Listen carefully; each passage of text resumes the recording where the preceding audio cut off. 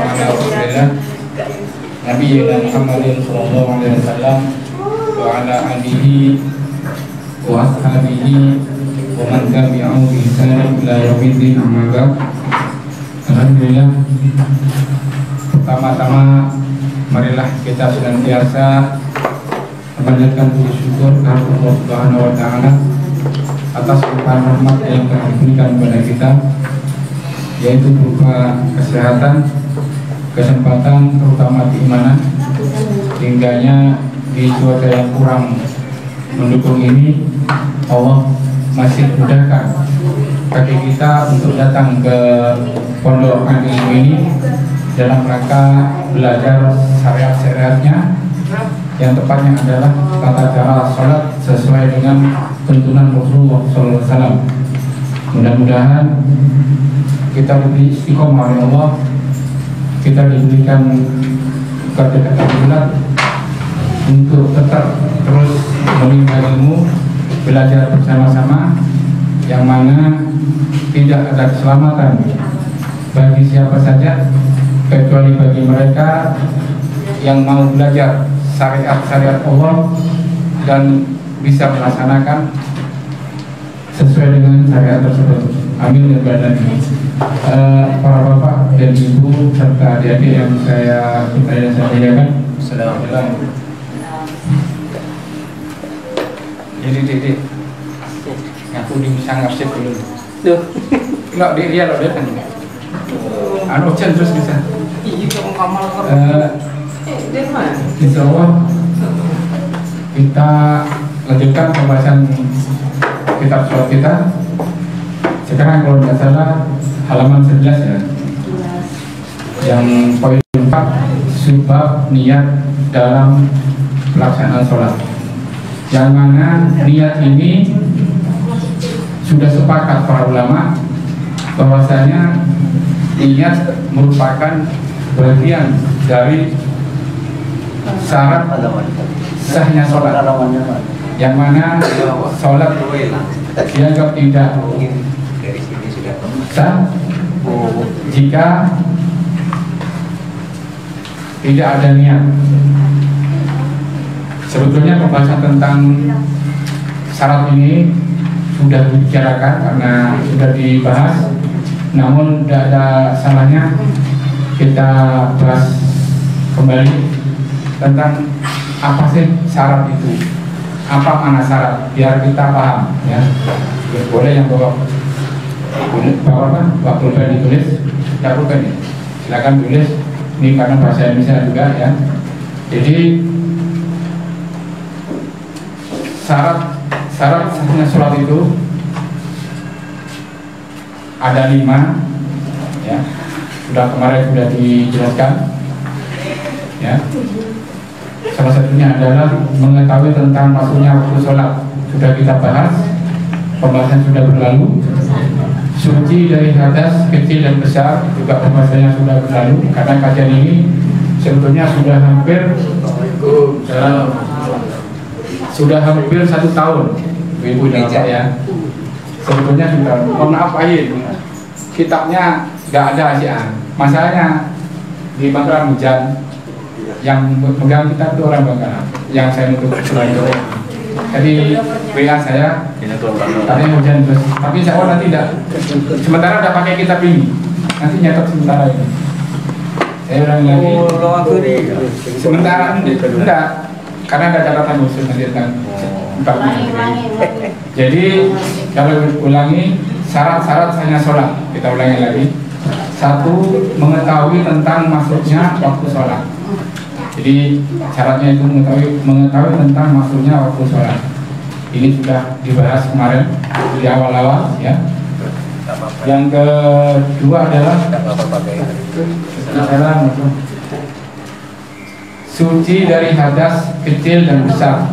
Ini juga sudah dibahas. Kalau tidak salah sudah hampir 1 tahun kita bahas. Karena kajian ini sebetulnya sudah hampir 1 tahun loh Pak dan Ibu ya. Baru kami kemarin bicara dengan Pak Dirut, bagaimana kalau kajian ini kita buat umum saja. Karena untuk sementara ini anak kurang aktif, maka biar ilmu ini aktif, maksudnya biar ilmu ini nggak hilang. Makanya insya Allah nanti hari ini insya Allah akan dibuat aktif. Yang ketiga adalah menutup aurat menurut kesanggupan. Yang kedua suci dari hadas kecil dan besar. Ini sudah dari suci dari hadas kecil dan besar. Ini sudah dibahas tentang bab toharoh, kemarin sudah tamat kajiannya untuk anak-anak ya. Yang ketiga menutup aurat menurut kesanggupan. Menutup aurat menurut kesanggupan. Ini salah satu dalilnya adalah Quran surat ke-7 ayat 31 dalilnya. Jadi ulama hampir seluruhnya memakai dalil ini. Dalil Quran surat ke-7 ayat 31. Ini sebetulnya sudah dibahas. Kemudian yang keempat,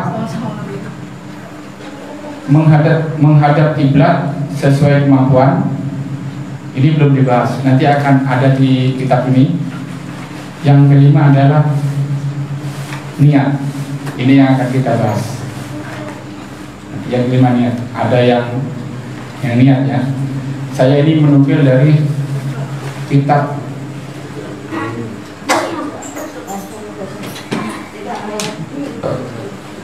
Sahih Fikih Sunnah ya. Jadi apa syarat? Sekarang syarat ya. Syarat adalah sesuatu yang ketiadaannya mengharuskan ketiadaan apa yang disyaratkan. Diulangi lagi. Jadi biar kita paham, syarat adalah sesuatu yang ketiadaannya mengharuskan ketiadaan apa yang disyaratkan. Atau dalam kurung yang lebih gampangnya adalah sesuatu yang apabila tidak dikerjakan membuat batalnya apa yang disyaratkan. Contohnya ya salah satu niat, kalau itu pun nanti dalam suatu tidak ada niatnya salah, itu batal sholatnya. Makanya nanti kita bahas. Dan keberadaannya tidak mengharuskan adanya atau tiadanya apa yang disyaratkan tersebut. Saya ulang lagi. Dan keberadaannya tidak mengharuskan adanya atau tiadanya apa yang disyaratkan tersebut. Contohnya gini ibu ya, seperti kita bertoharoh, bersuci ya. Orang yang bersuci, mohon maaf, tidak adanya toharoh, orang yang tidak bersuci menyebabkan tidak sahnya sholat. Jadi sudah sepakat, orang yang sholat tapi dia tidak bersuci, sholatnya tidak sah. Sudah seperti itu, karena bersuci termasuk syarat sahnya sholat. Sama dengan gini, orang tidak berniat, dia mendirikan sholat, maka sholatnya tidak sah. Seperti sama dengan itu. Namun adanya toharoh tidak mesti harus mengerjakan sholat. Orang yang bersuci, orang yang bertoharoh tidak harus mengerjakan sholat, karena banyak sunnah-sunnah toharoh. Contohnya misalnya kalau orang mau tidur, berwudu dulu, kemudian membaca doanya. Atau kalau mohon maaf ini obrolan dewasa, orang yang sudah berkumpul dengan istrinya kemudian ingin mengulangi lagi berkumpul, itu berwudu dulu. Jadi orang berwudu tidak harus mengerjakan sholat. Tapi jika orang mengerjakan sholat harus berwudu. Mungkin itu sekedar untuk syarat-syaratnya, syarat sahnya sholat. Karena niat ini adalah sesuatu yang sangat penting, maka saya nukilkan langsung dari kitab Sahih Fikih Sunnah yang dikarang oleh Abu Malik Kamal bin As-Sayyid Salim. Ini saya rujukannya ke sana memang. Dan kitab ini ditaklid oleh 3 ulama besar, yaitu ulama Syekh Albani, Syekh bin Bas, dan Syekh Abu Saimin. Beliau mengomentari kitab Sahih Fikih Sunnah ini adalah kitab yang lengkap dan yang terbagus, yang di dalamnya tidak terdapat dalil-dalil yang dhaif. Seluruhnya dalil-dalil yang dibawa adalah dalil sahih. Saya akan nukilkan tentang apa yang beliau jelaskan tentang niat. Mungkin kita lalui dulu kitab kita ini ya.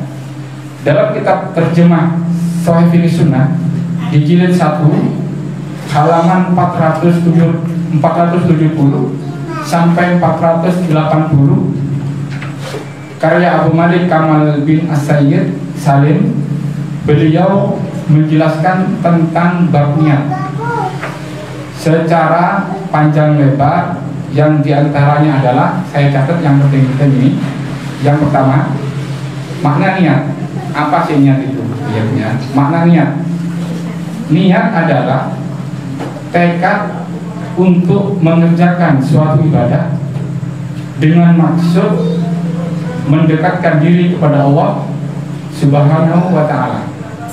Ulangi lagi, niat adalah tekad untuk mengerjakan sesuatu ibadah dengan maksud mendekatkan diri kepada Allah Subhanahu wa ta'ala, yang mana para ulama bersepakat bahwa niat merupakan salah satu syarat sahnya sholat.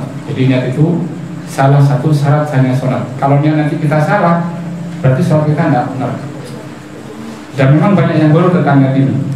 Baik, kemudian yang kedua, beberapa perkara yang sudah disepakati tentang niat adalah, jadi hal-hal yang sudah disepakati oleh ulama tentang niat itu adalah: satu, sudah terputus, tidak bisa disambung. Letak niat semua peribadatan termasuk sholat ada di dalam hati, bukan di lidah.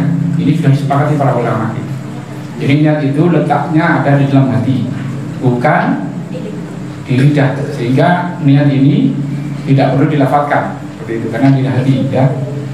Kalau memang kita lihat pada pembahasan kartu buku yang kita pegang ini adalah jelas, niat ialah perbuatan hati yang disengaja untuk melakukan suatu perbuatan atau kegiatan sesuai dengan kehendak niat itu sendiri.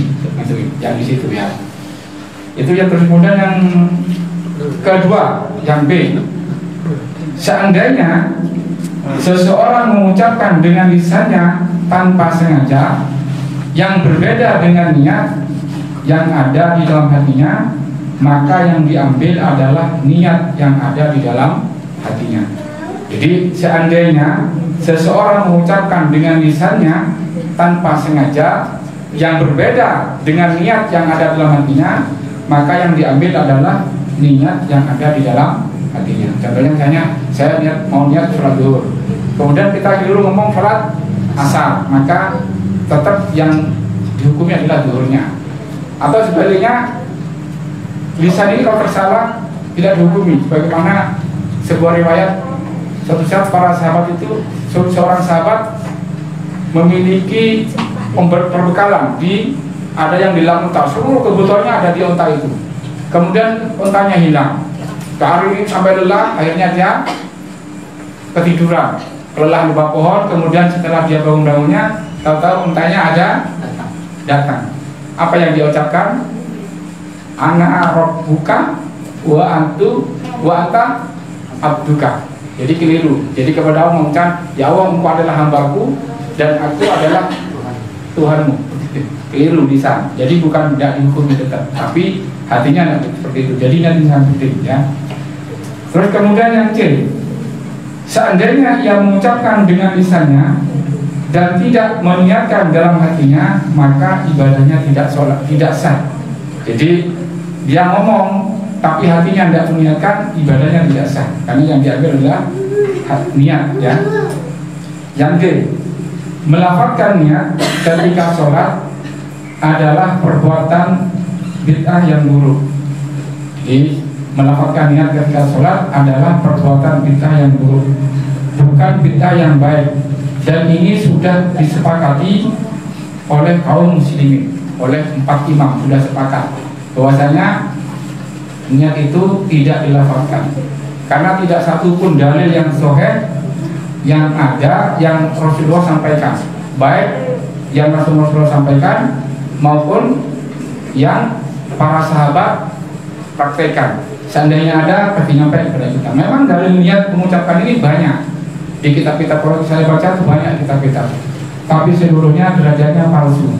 Jadi bukan dhaif lagi, adalah palsu seperti itu. Satu pun tidak ada yang datang dari Rasulullah seperti itu. Nanti kita lihat dalil-dalilnya. Ini yang sudah disepakati para ulama ya. Kemudian yang tiga, yang saya catat ini adalah sesuatu yang disepakati oleh ulama.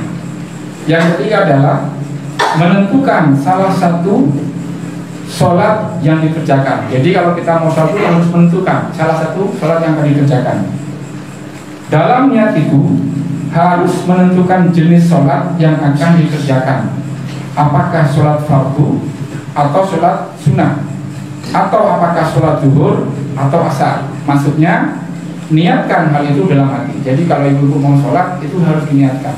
Seandainya dia mau sholat tidak niat Allahu Akbar, setelah itu baru niat, maka tidak sah sholatnya. Jadi memang pertanyaan ini sangat unik setelah saya pelajari sangat ini. Kemudian yang keempat, kapan waktu memasang niat? Nah ini ya. Jadi kapan waktunya memasang niat? Ingat tadi niat adalah salah satu syarat sholat. Kapan niat itu harus dimulai? Yang A, tidak ada perbedaan di kalangan ulama bahwa apabila niat itu mengiringi takbir, yakni setelah berniat langsung diikuti takbir, maka sholatnya sah. Bahkan inilah asalnya dan yang terbaik. Jadi begitu kita menghadap ke sana, istilahnya punya kiblat, kemudian kita niatkan niat sholat asar, langsung bertakbir. Inilah yang terbaik. Ya. Tapi ingat, tidak diucapkan karena itu adalah perbuatan hati, bukan perbuatan lidah. Tadi sudah disepakati oleh para ulama. Itu yang pertama. Kemudian yang kedua adalah tidak ada perselisihan pendapat di kalangan mereka, maksudnya para ulama.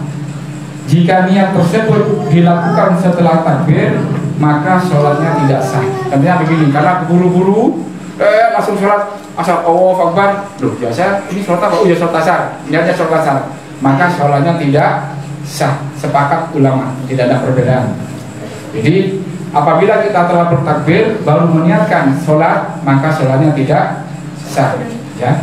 Yang C, jika seseorang sudah berniat, seseorang telah berniat, lalu datang sesuatu yang membuatnya sibuk, setelah itu ia baru mengerjakan sholat, maka sholatnya sah menurut pendapat yang paling sahih dari dua pendapat ulama.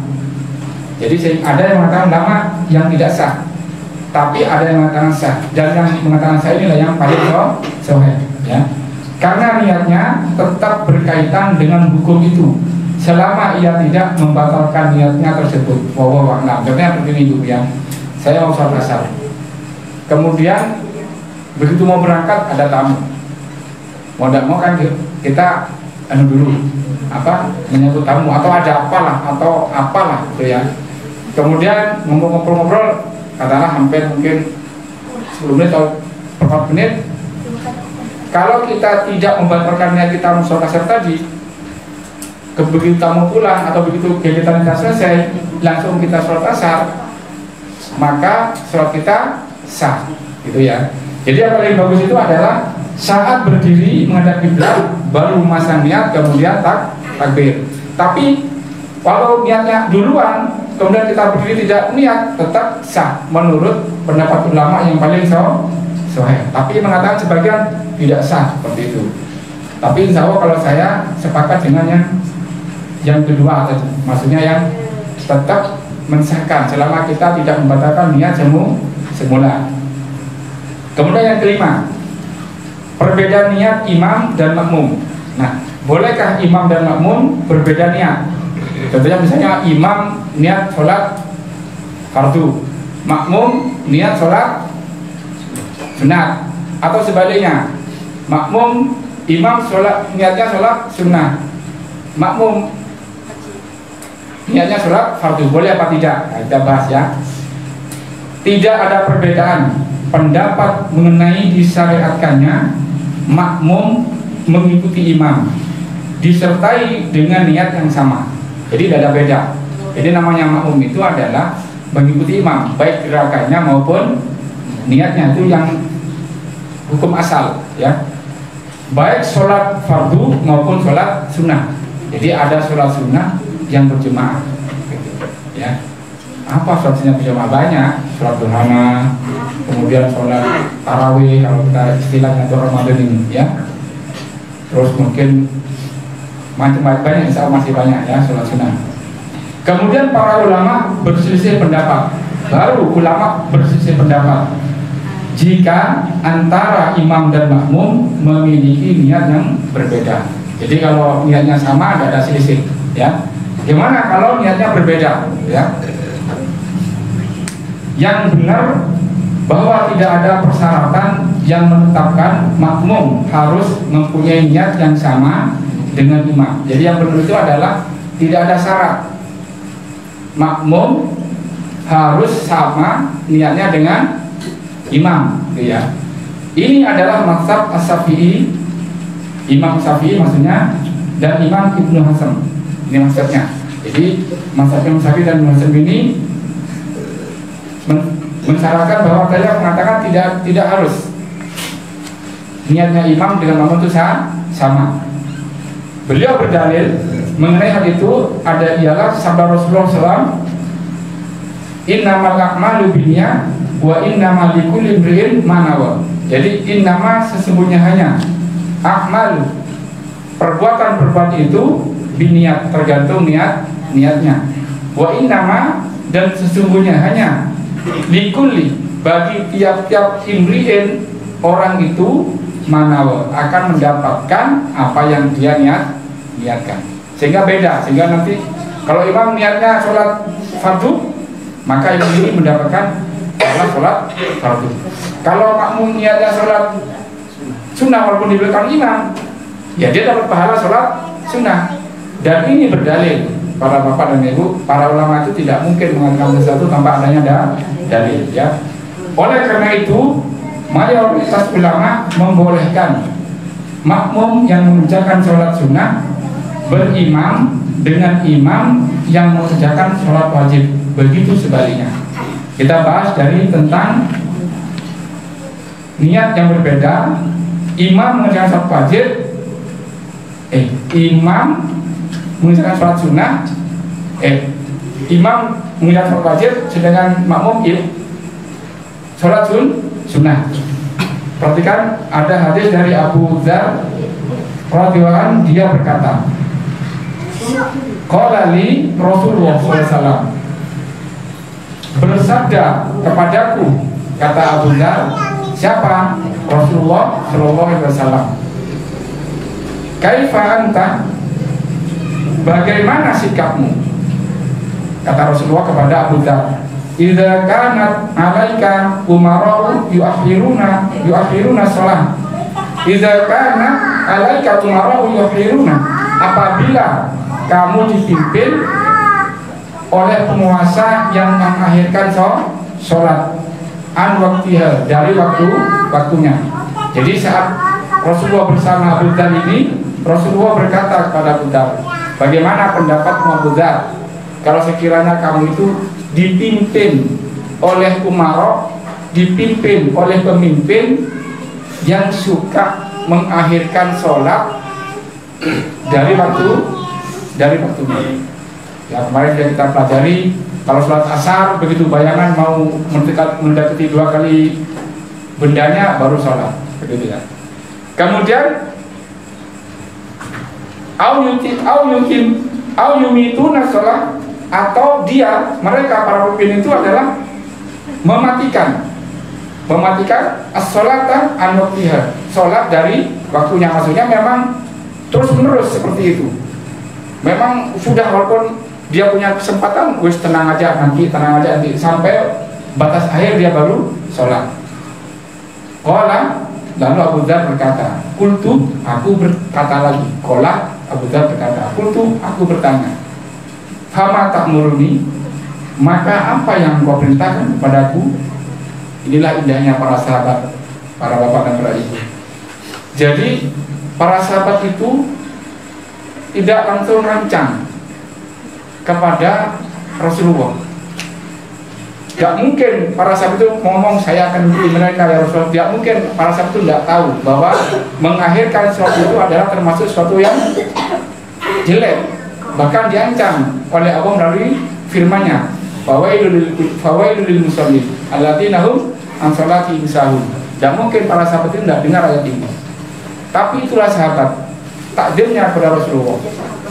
Malah dia ngomong, apa yang kau perintahkan padaku ya Rasulullah, jika aku mendapat pemimpin yang seperti itu. Jadi tidak mendahului, lo ngadal cara yang Madura. Jadi dalam beragama ini kita sebagai kaum muslimin tidak ngadal, tidak melakukan sesuatu apapun sebelum mendengar apa yang Allah maupun Rasulnya perintahkan, baik melalui lisan maupun melalui perbuatan-perbuatan. Ya. Qala, lalu Rasulullah bersabda, Sholli sholat al-iqtihad, sholli maka sholatlah kamu Buddha, as-sholata pada sholat, maksudnya sholatlah engkau wahai Buddha di waktiha, tepat waktunya. Tetap Rasulullah menyuruh Abu Dzar menyuruh sholat tepat waktunya. Fa'in adraktaha ma'ahum fasholli, maka jika kamu menjumpai mereka melakukan sholat, maka sholatlah lagi bersama mereka. Fa'innaha, maka sesungguhnya sholatmu yang bersama mereka itu lakah bagi kamu nafilatun, adalah sebagai sholat sunnah. Nah ini ya para ibu. Jadi boleh kalau ada imam sholat wajib, kita bermakmum sholat sunnah. Contohnya misalnya gini, misalnya saya mau main ke rumahnya Mas Jiron misalnya, terus kemudian Mas Jiron di mana? Oh ada di musola. Pas saya datang ke musola, padahal saya sudah sholat di rumah, terus Mas Jiron lagi sholat berjemaah, maka boleh saya bermakmum ke Mas Jiron, tapi niat saya adalah sholat sunnah. Ini dalilnya. Jadi boleh. Jadi orang yang bermakmum ke imam yang sholat wajib, sedangkan dia telah melaksanakan sholat wajib, ini boleh. Niatnya nanti sholat sunnah. Gitu. Kemudian sebaliknya, orang bermakmum kepada imam yang dia sholat sunnah. Bagaimana kalau dia sholat sunnah, sedangkan saya sholat wajib? Makanya sementara ini orang ditepuk, ibu ya. Saya pernah lihat sering itu terjadi. Etak taklu naikin apa? Bauna itu dan mau nengeneng tapi ini sholat wajib. Kalau enggak dia berarti sholat sunnah. Ini ingin mengetahui dia sholat wajib atau sunnah. Tidak perlu. Pokoknya kalau jenengan ada di masjid belum sholat, kemudian dia ada orang yang sholat, apapun sholat jenengan langsung berimam, bermakmum, tidak jadi masalah. Ya, karena memang ada dalilnya. Oke, tadi belum saya jelaskan, hadis tadi itu adalah diriwayatkan oleh Imam Muslim, ya. Hadis tadi saya nukil dalam Syarah Sahih Muslim buku 3 halaman 334. Jadi di sana hadis itu ditulis di dalam kitabnya. Kemudian yang B, hadis Jabir ibnu Abdillah radhiyallahu anhu, ya. An Jabir bin Abdillah qala, dari Jabir anaknya Abdillah qala, ya berkata, karena Mu'adzun, adalah Mu'adz yusolli ma'a Nabi sallallahu alaihi wasallam, dia biasa sholat bersama Nabi sallallahu alaihi wasallam. Jadi Mu'adz ini biasa bermakmum kepada Nabi. Summa ya'ti qaumahu, kemudian dia mendatangi kaumnya setelah sholat bersama Nabi ini. Mu'adz ini mendatangi kaumnya. Fayusolli bihim, maka dia sholat mengimami mereka. Jadi Abu Dzar ini sholat dulu dengan Nabi, setelah itu datang ke kaumnya, baru mengimami kaumnya. Berarti sholat dari Abu Dzar sholat apa? Sholat sunnah. Kaumnya sholat wajib. Ini saya nukil dari kitab Bukhari. Bukan Abu Dzar. Mu'adz. Ini saya nukil dari kitab Bukhari di Fathul Majid, jilid Fathul Bari, jilid 4 halaman 367.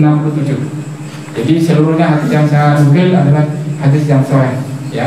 Jadi sepakat ulama bahwasanya Bukhari dan Muslim itu adalah seluruhnya kitab yang sahih. Jadi ibu mulai sekarang kalau mendapati orang mau bermakmum tidak usah nempuk-nempuk baunya orang.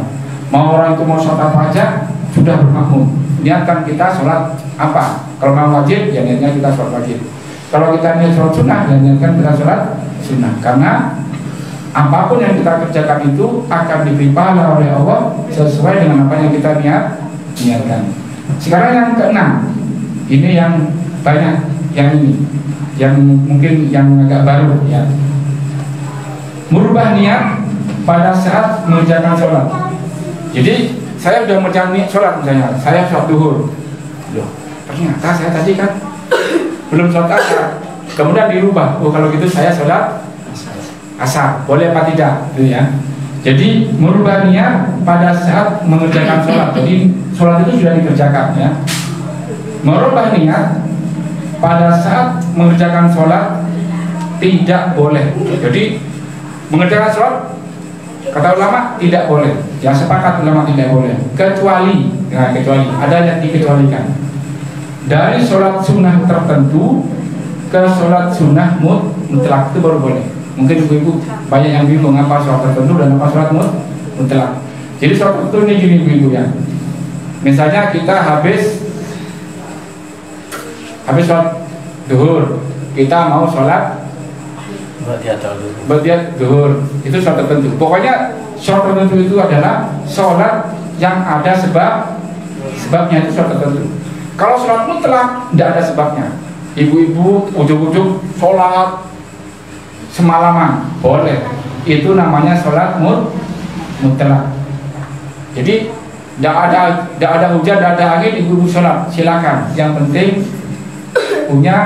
penting berwudu bersuci ya.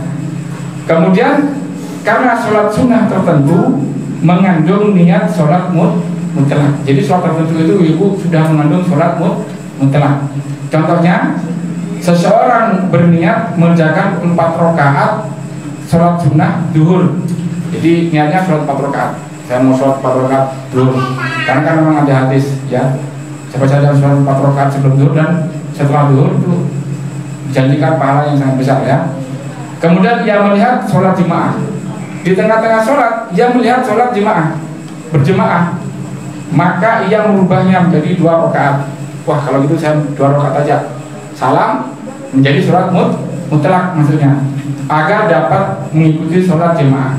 Ini tidak boleh, tetap tidak boleh ya. Jadi ingat, yang boleh itu adalah yang boleh. Jadi sholat tertentu itu karena sholat tertentu tadi itu mengandung niat sama dengan sholat mutlak. Karena pada asalnya memang sholat itu mutlak. Sholat sunnah itu seluruhnya pada asalnya mutlak. Kenapa? Karena seluruh sholat sunnah itu hukumnya secara asal adalah dua salam. Kecuali tarawih yang memang ada dalilnya 4 rakaat salam. Sekalipun dalil 4 rakaat salam itu adalah masih mujmal, perlu dijelaskan, dirinci oleh hadis yang bayan begitu. Tapi hadis yang bayan itu adalah sebenarnya 2. Tapi kalau ada orang sholat tarawih 4-3 jangan disalahkan karena memang ada dalilnya. Walaupun orang itu berpegangan kepada dalil yang masih bersifat umum seperti itu. Padahal secara usul fikih harusnya al-aslu fil ibadatun batil. Yang asal ibadah itu batal hatta taquma dalilun fi kitabillah wa sunnati rasulih mubayyinan. Sehingga datang dalil dari kitabnya Allah dan sunnah rasulnya mubayyinan, secara mubayyin jelas. 4 ini masih belum jelas, masih mujmal, masih umum. Tapi kalau 2 sudah jelas. Karena kata Rasulullah, sholat sunnah itu masna-masna, 2. Sedangkan sholat tarawih itu masuk bagian sholat sunnah. Walaupun para ulama sepakat sholat sunnahnya adalah sholat muakkadah, sholat sunnah yang sangat dianjurkan. Mungkin itu Bapak dan Ibu yang saya nukil dari ini babnya ini, karena ini yang penting. Karena salah satunya itu adalah salah satu syarat sahnya sholat. Pertama ingat masalah niat, hati-hati tentang saat mau melaksanakan niat. kita kembali kepada kitabnya, ya. Oh iya, ibu perlu ibu ketahui, kitab ini saya udah lupa dulu ya tahun berapa ini. Ini sih orang-orangnya masih ada di sini semua. Ini Pak Solihin, Pak Ajin dan Pak Nifat dan kamu ini dulu membuat bareng-bareng namanya di Musola Salafi. Dulu kita niat buat kitab ini adalah agar kita tidak takbir, karena ada ayat Allah berkatakan wala taqfu ma laysa laka bi ilmun. Janganlah kamu melakukan sesuatu yang tidak kamu tahu ilmunya. Jadi kita bergerak, kenapa saya takbir, kenapa saya gini, kayak gini. Dulu kita banyak ikut-ikutan, banyak ikut-ikutannya. Sampai sekarang insya Allah orang banyak ikut-ikutan, gitu ya. Supaya kita keluar dari ancaman Allah tadi, cara Allah tidak boleh melakukan satu itu, maka kita mencari dalil. Jadi gerakannya sudah ada, dicarikan dalil. Nyarinya dalil ini tanggung-tanggung sampai ke Gresik kemana-mana. Dan kitabnya Ustaz Chandra itu dikeluarkan semua. Dan alhamdulillah saya kebagian tugas untuk mencari dalil itu. Padahal saat itu saya nggak tahu baca Arab. Taunya itu adalah alif ba ta itu tahu. Padahal kitab itu tuh kitab ya gundul, tidak ada apa-apanya. Nah, saya dikasih tugas cari ini, Bori ini alamannya, cari sini. Sama-sama diberi. Pak Suli itu juga diberi kitab, cari. Tapi qadarullah teman-teman sangat kesulitan mendapatkan. Saya walaupun waktu itu tidak paham bahasa Arab, modal saya satu. Di surat Al-Ankabut ayat terakhir, Allah berfirman, walladzina jahadu fina lanahdiyanahum subulana. Orang yang bersungguh-sungguh di dalam mencari keridhaan kami, di situ ada nun taukid. Pasti kami akan menunjukkan jalan-jalan kami. Ini saya masih ingat, saya mulai kacamata karena itu saya masih ingat. Saya hampir tidak pernah lepas dari meja belajar. Habis sholat subuh, habis sholat isya, mesti ketemu subuh. Sama itu saya, jangan gitu Pak, tidak apa-apa harus cari. Doa saya cuma satu, kalau saya sudah kesulitan, tidak mendapatkan, karena saya tidak tahu baca, hanya ada tagnya gini, sesuaikan dengan ini, buku. Bingung kan? Akhirnya saya hanya cuma berdoa kepada ya Allah, Engkau adalah zat yang maha benar. Kalau memang Engkau melihat kesungguhan saya ini sudah betul sungguh, tunjukkan di mana alamat kitab ini. Saya akhirnya ada yang nuntun jari-jari ini. Begitu saya buka gini, alhamdulillah ketemu seperti itu. Jadi ibu, sampai sekarang saya kalau sedang kesulitan sesuatu apapun juga, saya usahakan dengan sungguh-sungguh. Kalau memang belum ketemu juga, saya berdoa kepada Allah dengan ayat tadi. Saya baca ayat tadi, ya Allah Engkau maha benar, Engkau telah berkata bahwa Engkau akan menunjukkan kepada orang yang sungguh-sungguh. Kalau Engkau nilai apa yang saya lakukan ini adalah sungguh-sungguh menurut Engkau, tunjukkan apa yang saya cari. Hampir tidak pernah tidak ketemu seperti itu. Sehingga alhamdulillah pada Allah kitab ini seluruhnya ketemu anunya. Apa? Rujukannya. Padahal Ustadz Rizal ini, hanya itu Pak Haji itu, beliau adalah seorang Ustadz kaliber nasional itu, Jawa Timur paling enggak, mengatakan enggak mudah Pak cari alamat itu, kan gitu Pak Haji ya. Ngomong enggak mudah cari kitab itu, sulit tak mungkin ketemu gitu. Tapi tetap alhamdulillah dengan pertolongan Allah diizinkan ketemu semua. Sebetulnya ini dulu mau dibukukan, mau di-launching ke masyarakat, sudah ada dananya, tapi beliau Pak Prayit yang dikasih tugas kebetulan keburu pindah ke asalnya sehingga tidak jadi. Makanya saya minta izin ke Tarfianto. Kalau gitu kitab itu saya susun, kemudian akan saya ajarkan. Izinkan nggak? Oke, diizinkan, baik. Makanya saya susun. Masih ingat saya ini kenapa saya tidak mau pakai yang komputeran. Sekarang saya sudah punya komputeran ibu-ibu, ada dari rumah yang komputer. Tapi saya tidak ingin menghilangkan jasa ponan saya, namanya Sri Endang Sumarni. Dulu ini tulisan ketik, belum ada ketik, dia belum dulu masih kerja di Surabaya, dia ngetik manual. Tulisannya tulisan tangan, makanya ini tulisan tangan, ini tulisan tangan saya. Itu. Jadi itu ceritanya kitab ini. Sehingga kitab ini muncul tujuannya satu, supaya seluruh gerakan kita dalam sholat itu tidak taklid. Sehingga apa yang bisa difirmankan Allah adalah inna sholata tanha anil fahsya'i wal munkar itu dapat terwujud. Karena pada dasarnya sampai sekarang ini berapa banyak orang yang sholat, mereka tekun beribadah, tapi mereka masih belum bisa menjauhi perkara mungkar dan keji. Berarti apakah firman Allah yang salah? Bukan. Berarti sholat kita yang salah. Mungkin sholat kita tuh hanya ikut-ikutan. Kalau hanya ikut-ikutan, ibu-ibu dan bapak Hasan itu bisa, anak kecil bisa. Dia lihat orang begini, dia akan begini. Orang angkat tangan. Ini tidak diizinkan oleh Allah maupun Rasulnya. Kata Rasulullah, man amila amalan laisa alaihi amruna fahuwa raddun. Siapa saja yang beramal pada suatu amalan tidak ada perintah kami, maka amalan itu ditolak. Maksudnya itu tidak tahu dalilnya. Karena dalil takbir sama itba itu beda-beda tipis.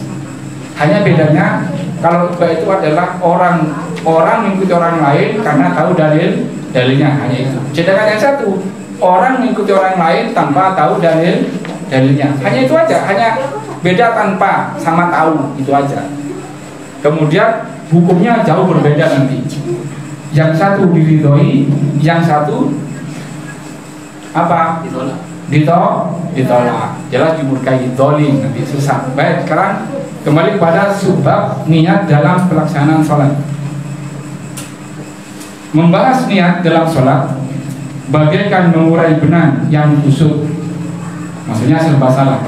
Karena masing-masing orang akan mengurai sesuai dengan keinginannya sendiri-sendiri, yang pada akhirnya tidaklah menambah kepadanya, maksudnya kepada keadaan benang, melainkan suatu keadaan yang lebih rumit atau bertambah busuk.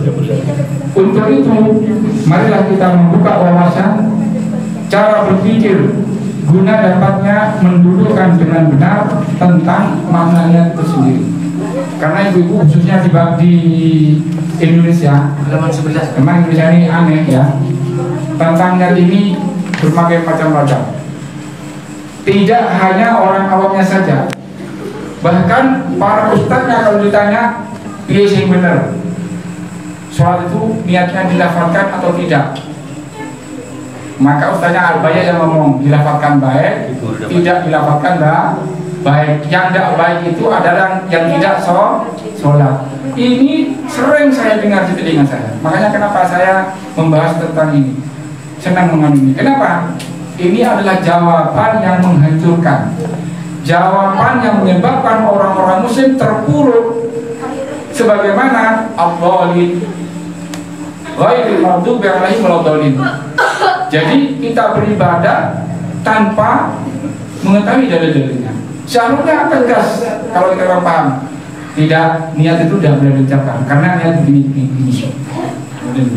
Baik, sekarang kita bahas niat dapat mempunyai definisi sebagai berikut. Satu, niat ialah berkehendak untuk melakukan sesuatu perbuatan atau kegiatan beserta melaksanakannya. Itu niat, ya. Yang kedua, niat ialah perbuatan hati yang disengaja untuk melakukan suatu perbuatan atau kegiatan sesuai dengan kehendak niat itu sendiri. Contohnya misalnya ibu ya. Contohnya misalnya kita dengar orang biasa yang menjaga waktu sholat, Allahu Akbar, kita pas lagi duduk dia bangkit ke kamar mandi ambil wudu. Ini sudah niat ingin sholat. Ini sudah niat bu. Niat kita sudah sah. Seandainya nanti kita menghadap ke tidak niat lagi, itu sah. Niat lagi itu lebih afdol. Asalkan niatnya jangan dilafalkan. Ya. Dari kedua definisi niat di atas tersebut, maka dalam merealisasikan suatu niat atau mewujudkan keadaan dalam suatu bentuk yang nyata akan terjadi 3 kemungkinan. Ingat tadi itu kan niat itu keinginan hati bu ya. Keinginan hati yang disengaja untuk melakukan satu kegiatan beserta pelaksanaannya. Kalau kita berniat, setiap orang berniat itu pasti ada 3 kemungkinan. Yang pertama, antara niat dan perbuatan yang diniatkan dapat terlaksana dalam waktu yang bersamaan. Contoh, misalnya ya, seseorang mempunyai niat untuk makan dan kebetulan di dekatnya ada makanan, sehingga orang tersebut memakan makanan itu. maka inilah yang disebut niat dan perbuatannya dapat terlaksanakan dalam waktu yang bersamaan. Seperti itu Bu ya. Contohnya kita mau sholat, niat sholat, ambil wudhu. Kalau ibu-ibu yang bukan anu langsung masuk ke kamar tempat sholat, langsung sholat. Ini niatnya dan pasangannya sekaligus dapat terlaksana bersamaan. Kemudian yang kedua, antara niat dan perbuatan yang diniatkan tidak dapat terlaksana dalam waktu yang bersamaan. Contohnya misalnya, seorang mempunyai niat pergi ke dokter untuk berobat, namun secara kebetulan sang dokter tidak ada di tempat, sehingga membuat orang tersebut baru dapat berobat pada esok harinya. Maka inilah yang disebut niat dan perbuatannya tidak dapat terlaksana dalam waktu yang bersamaan. Contohnya tadi kalau Syekh Abu Malik mengatakan orang sudah berniat ingin sholat, ada tamu, disibukkan oleh kegiatan, sehingga dia tidak langsung sholat, mungkin 2 jam atau 3 jam baru tamunya pulang, baru dia sholat, sehingga niatnya itu tidak langsung terwujud dalam waktu yang bersama, contohnya ya. Yang ketiga, antara niat dan perbuatan yang diniatkan tidak dapat terlaksana sama sekali. Contoh, seseorang mempunyai niat akan melaksanakan sholat malam.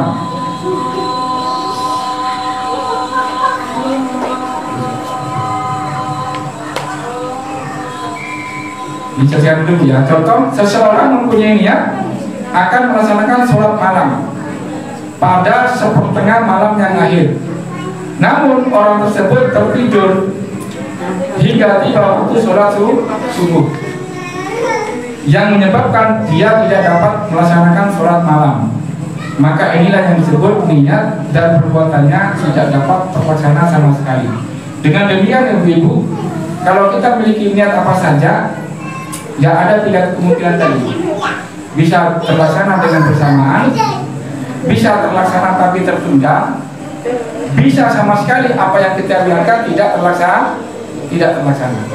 Sehingga kalau kita memiliki satu keinginan, niat, kalau memang tidak terlaksana, jangan terlalu kecewa, karena memang tidak setiap orang memiliki itu harus dapat terwujud. Karena apa? Terwujudnya suatu keinginan manusia itu bukan karena kemampuan kita. Terwujudnya keinginan seseorang itu karena memang itu diinginkan oleh Allah. Kata Allah, wa ma tasyauna illa ayyasa'allahu rabbul alamin. Kamu tidak akan dapat melaksanakan atau menempuh jalan itu jika tidak dikehendaki oleh Allah, Rabb semesta alam. Dengan demikian, apapun yang kita niatkan, apapun yang kita inginkan, baru bisa terwujud kalau Allah juga berkehendak sesuatu itu dapat terwujud. Sehingga mohon maaf ibu-ibu dan bapak sekalian, kalau kita dapat istiqomah melakukan sholat, kalau kita dapat istiqomah sholat berjemaah, kalau kita dapat istiqomah sholat jemaah di masjid, jangan terlalu berbangga diri, tapi bersyukurlah kepada Allah, karena yang membuat kita istiqomah itu adalah karena Allah berkehendak. Sehingga wah ini saya begini, bukan saya, itu adalah Allah yang berkehendak. Makanya apapun yang kita inginkan, apapun yang kita niatkan kemudian terwujud, jangan terlalu berbangga hati, tapi tetap bersyukur kepada Allah, karena semuanya itu sebetulnya adalah pemberian Allah. Sebagaimana Rasulullah SAW kalau beliau sholat malam sampai bengkak apanya ini? Kakinya. Kata Aisyah istrinya, ya Rasulullah, bukankah engkau telah diampuni dosanya yang telah datangkan yang lalu? Maka kata Rasulullah apa? Bukankah aku ingin menjadi orang yang bersyukur? Karena Rasulullah tahu bahwa istiqomahnya beliau itu mengerjakan beribadah kepada Allah karena karunia Allah. Mungkin barangkali itu Bapak, mudah-mudahan Rabu depan kita dapat berkumpul kembali, dan insya Allah mudah-mudahan tidak hujan. Sementara masalah kemarin di undangannya karena ada 2, 1 libur kalau hujan. Nah tadi kebetulan libur, hujan. Harusnya libur, tapi anggota saya ini sudah kadang datang nih. Dan padahal kok memang maghrib terang. Dan di undangan itu juga disediakan materi. Sebetulnya materinya sudah ada, karena bendaranya orang Bangkalan, jadi materi ini ada di Bangkalan. Tadi izin ke saya di Bangkalan hujan deras, sehingga tidak dapat datang ke Soca. Insya Allah minggu depan bagi para jemaah yang memang mau menunggak buku, insya Allah ada. Saya untuk buku 5, ini di Bangkalan masih ada 5. Di sini yang belum pegang buku ada 2 akibat rencananya beliau ikut ke kami hujan yang bisa mana yang jadi bagaimana Saya kasihkan ke ini ya apa nanti biar tadi jangan. Jadi mungkin itu barangkali ada pertanyaan ya kan ya sudah ada. Baik, kita tutup aja. Subhanallah wa bihamdihi asyhadu an la ilaha illa anta astaghfiruka wa atubu ilaik. Assalamualaikum warahmatullahi wabarakatuh. Assalamualaikum. Ini